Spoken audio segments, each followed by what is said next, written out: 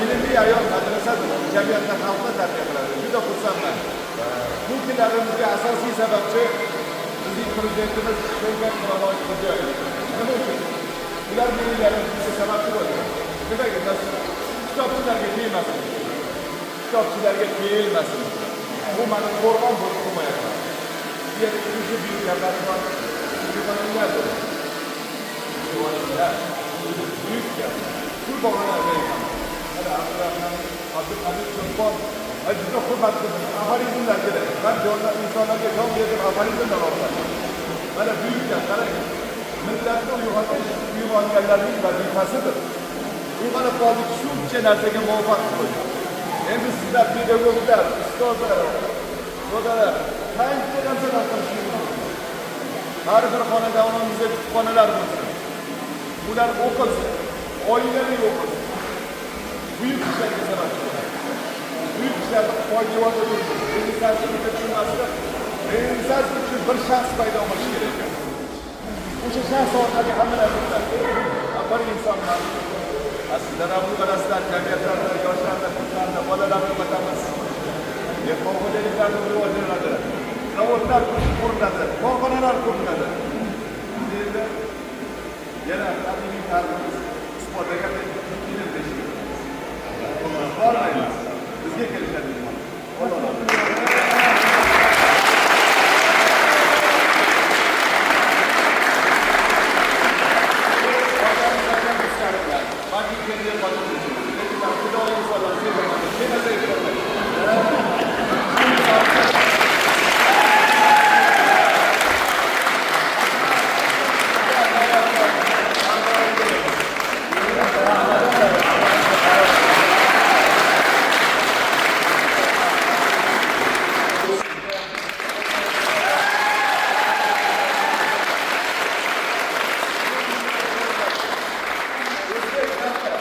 Nahorga oshga borib birlashganda edi. Ularga yetadigan haq bo'lmas. Birlashishlar aql qadam kerak. Bu sarvar olam etishlar. Insonda tanasida bir parcha go'sht. Agar u sog'lom bo'lsa, tana sog'lom bo'ladi. Agar u kasal bo'lsa, tana ham kasal. Shu yerda qanday uchrashish bilan qilishimiz kerak. Mana bo'shatishimiz kerak. Qanday ochilib, biz ko'p yaxshi narsalarni qarang, oq-oqona. Juda qolganlar, Abdulla Qodiriy.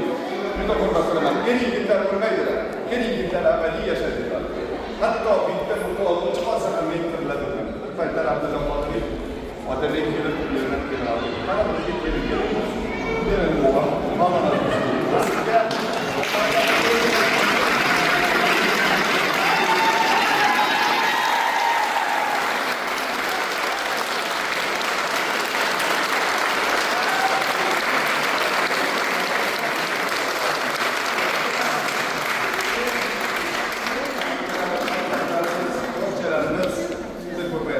sen bana başlık beraber sen istenem çıkmalıksın.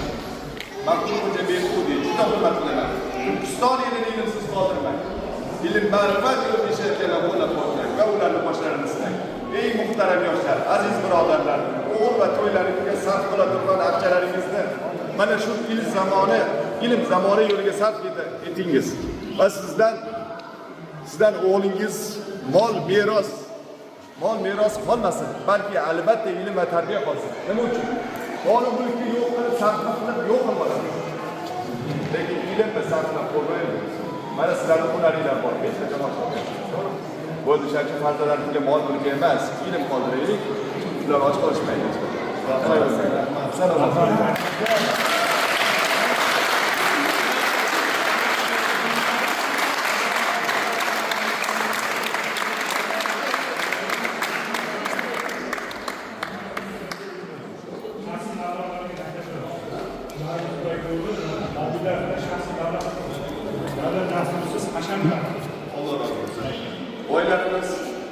Oilalarimiz bu uyda davlat chekimlari endi sizlarga zakat bo'ladigan topishadi. Kelinglar, maktabga murojaat qilaylik, oqshalarga murojaat qilaylik. Av xalqimiz yurtimiz ishlatsin. Ko'proq qarang, mana birovlar qori nima deyaptilar? Qarang, ajoyib gap gapirdilar. Sal huzurozlar o'qib bering, ta'sirliroq bo'ladi. Men aforizmlardan nasib qilaman. Bugungacha Avrupa xalqi osmonida uchar ekan. Bizda soch va soqol nizolari. Avropaliklar dengiz ostidan suzar ekan. Bizda uzun va qisqa kiyim janjallari. Avropa shaharlari butun elektrik bilan istiqlol yoritilar ekan. Bizda maktablarda jo'g'rofiya va tibbiyot o'qitmaslik kutubxonalari davom etadi. Kelinglar, hali ham 100 yil shu tema bo'lyapti. Almashaylik, ilmga yo'l beramiz. Nima uchun marhamat qilyapsan? Mas film marhamat. To'g'ri, bu ishlarni hurmat qilaylik.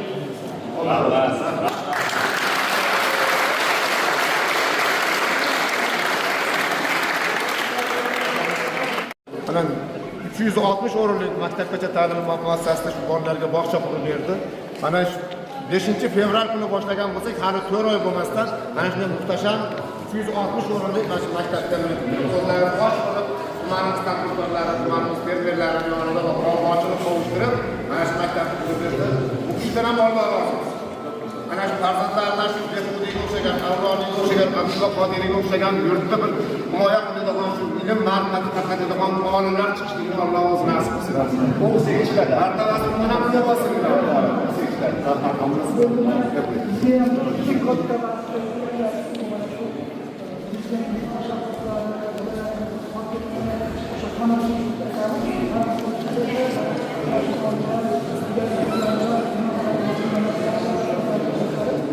Biz o'quvchilarga juda katta vazifa yuklayapti. Azizlar, binolar qurilishi mumkindir. Lekin ota-bobolarimiz oddiy qalam bilan ham qimmatli satrlarni yozish mumkin deb ketishgan. Demak, ko'zabachalariga yozishgan. Albatta. Rustamjon aka, biz mana shu barcha pedagoglar mana ko'zlari yorib qaranglar, mana juda katta bir islohot. Meni o'zimga ham mana direktorlar kengashi raisi sifatida, viloyat kengashining deputati sifatida juda katta vazifa yuklayapti. Biz endi ta'lim sifatida e'tibor beramiz. Mana sizlar otalar, mana shu xalqimiz, muhtaram prezidentimiz, viloyat hokimi, tumanimiz hokimi, prokurorimiz tashabbuskor bo'lishib, buni qilib berishdi. Endi biz o'qituvchilarga juda katta vazifa. Chunki mana shu biz ertangi kunda mana shu hozir juda Xayrullo aka to'g'ri aytishyapti. 3-uyg'onishlarni ham bizni bolalarimiz, bizni farzandlarimiz tebratadi. Chunki bizga meros bu. Dunyoda hech qaysi millatni o'sha ota-bobolari har kuning qadri bor, har kuning bo'lsin Navro'z degan. Bu bizga aytilgan gap. Demak, bizni mamlakatimizni ertangi kunda bizni yoshlarimiz belgilaydi. Biz bo'ldi. Bugun mana kitob muhtaram prezidentimiz pul berib bo'lsa ham, mashina olib berib bo'lsa ham o'qitaman degan gapni aytdi. Bugun siz o'sha Toshkentdan kelishingizni bekor deb turganingiz yo'q. Siz bizdan ko'ra ko'proq kitob o'qiganingiz uchun va el yurt hamrohida bo'lganingiz uchun sizni mana kutayapmiz. Hamma xalqimiz. Men bugun xursandchilikni baribir aytishim kerak. Bunaqa xursandchilikchi, buni zakaz qilsangiz ham, buyurtma qilsangiz ham bunaqa xursandchilik bo'lmaydi. Pulga sotib olmaydi. Bo'lmaydi. Pulga sotib olmaydi. Bu birinchisi. Ikkinchisi, mana maktablarni qurganmiz, 4 burchak, kvadrat maktablarni qurdik. Lekin bunaqa 4 burchak bilan 8 burchak o'rtasida juda katta farq bor. Bugun yana ulug'ini, bugun bolalarni himoya qilish kerak. Butun dunyo himoya qilyapti. Bolalarni himoya qiladigan bo'lsak, ularni aqlini, ilmini, tarbiyasini himoya qiladigan bo'lsak, ertangi kunimiz bo'lmaydi. Demak, biz bugun baxtli insonlar. Demak, sotib olinmaydigan va o'zi Alloh tomonidan beriladigan baxt egasi. Sizga ham rahmat.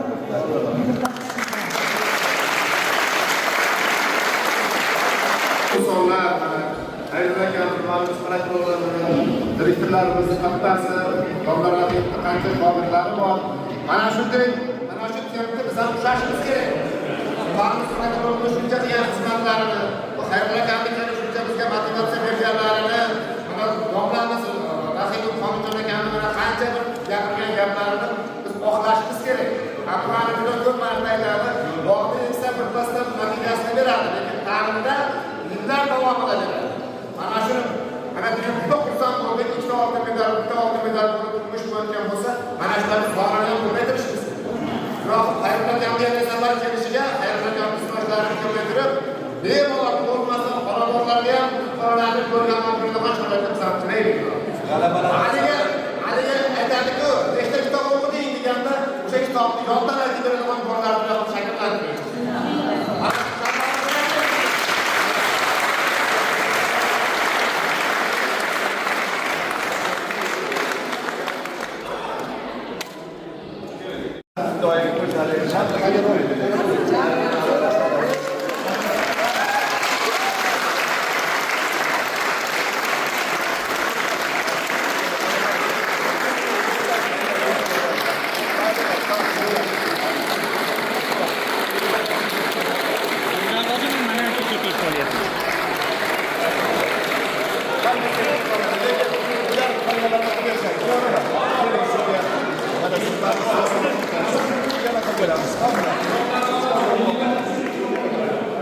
ustozlar bor ekan, mana qilib berishadi. Har bir ustozga bering. Kitob bu eng buyuk sovg'a. Mana kitob haqida keltirib, Alisher Navoiy kitob haqida qiladilar. Kitob bu bepul ustozdir. Kitob bu jonlidir, egasi bor, faqat usul teri qoplangan. Kitob senga sirli narsalarni jim aytadi. E'tiborlilar, har bir inson qattiqligi mumkin, lekin sizga kitob aytadi. Yana bitta gap bor. Axtarib chiqsang ham butun dunyoni xotin yaxshi sog'ladi. Bir inson ham gapirgan ekan, shu gaplariga butun dunyodan tinchlik qildi. Hech qayerdan topmadim. Oxiri topdim, uyimning bir burchagida bir kitob. O'ta bizning bisma ketgan. Biz bunday muvaffaqiyatlarga erishishimizga ustozlarimizdan minnatdormiz. Jamiyatning eng keragi, eng oldi kasbi ustoz. Bundan ulug' kasb yo'q. Sizlar jamiyatni va xalqni tarbiyalasizlar. Nasib qilsa buyuk olimlarga chiqasiz. Keyin buyuk yukka aylanamiz. Shunday fidoyi insonlar bo'lasiz.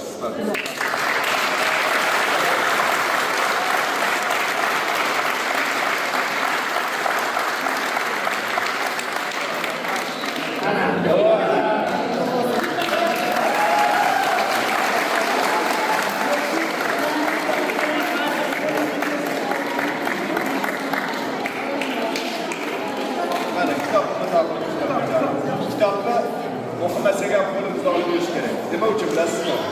Ja bo'lmasa kitobni reklama qilamiz. Shuni olinglar. Ustozlar qo'lingizda kitob qo'yilmasin.